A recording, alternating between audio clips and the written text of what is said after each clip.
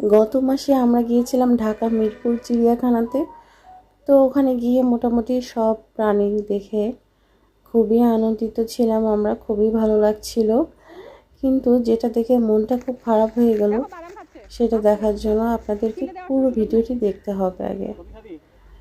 তো এই যে দেখতে পাচ্ছেন, আমরা যখনই হরিণের খাঁচার কাছে গেলাম, এক ঝাঁক হরিণ এসে একদম মানে আমাদের কাছে এসে ভিড় করলো।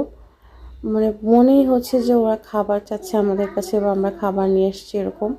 আমরা আসলে ওদের জন্য কোনো খাবার নিয়ে যাইনি।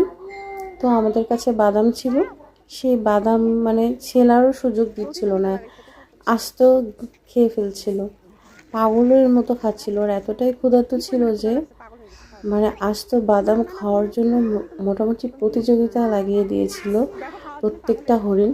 এত ক্ষুধার্ত ছিল, এগুলো দেখে খুবই খারাপ লাগছিল। আমি জানি না কেন কর্তৃপক্ষ এখানে চাইলে কিছু ঘাস লাগিয়ে দিতে পারে। দেখেন, দেখতে পাচ্ছেন আপনারা, এখানে পুরা মাঠটা, হরিণের পুরা মাঠটা এরকম লাল মাটি, শক্ত মাটি, কোনো ঘাস নেই, এক ফোঁটাও কোথাও কোনো ঘাস নাই।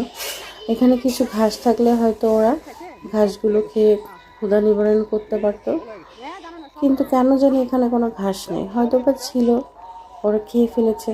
তারপর এটাও আমার মনে হয় যে বারবার লাগিয়ে দেওয়া উচিত, এখানে ঘাসের চাষ করা উচিত, ওরা অন্তত ঘাস খেতে পারে। ওদেরকে প্রয়োজন মতো ওরা যেন নিজেদের চাহিদা মতো ঘাস খেতে পারে।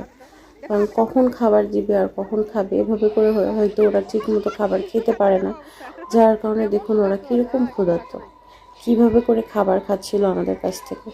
জানি না এই ভিডিওটি ছাড়ার পরে হয়তো কোনো প্রবলেম হতে পারে, কারণ বন্য প্রাণীকে খাবার দেওয়া হচ্ছে নিষেধ। তবুও দেখেন, এখানে আমাদের মতো প্রায় অনেকে এরকম বাদাম খাওয়াচ্ছিল। ওদের তো আর কিছু খাওয়ানোর মতো তেমন নয়, বাদাম, এই বাচ্চারা হয়তো 2-1টা চিপস দিচ্ছিল, বাদামটাই ওরা বেশি খাচ্ছিল। তো এই হলো অবস্থা, খুবই খারাপ, খুবই খারাপ।